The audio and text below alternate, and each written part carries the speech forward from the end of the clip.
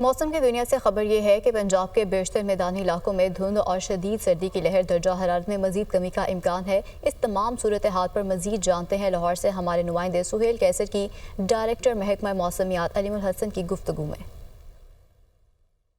موسم کی یہ شدت آئندہ کیا رخ اختیار کرنے والی ہے، اور سوشل میڈیا پر کچھ خبریں بھی چل رہی ہیں کہ 12 جنوری سے سردی کی شدید ترین لہر آ سکتی ہے۔ یہ تمام تفصیلات جاننے کے لیے ہم اس وقت موجود ہیں ڈائریکٹر محکمہ موسمیات علیم الحسن صاحب کے ساتھ۔ بہت شکریہ علیم صاحب۔ پہلے تو آپ یہ بتا دیجیے گا کہ کیا جو سردی کی شدت میں مزید اضافے کا آگے امکان ہے؟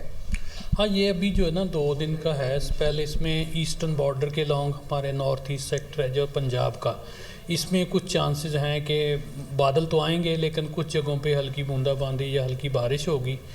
ان 2-3 روز کے بعد ان میں دھند زیادہ تر رہے گی اور بادل رہیں گے۔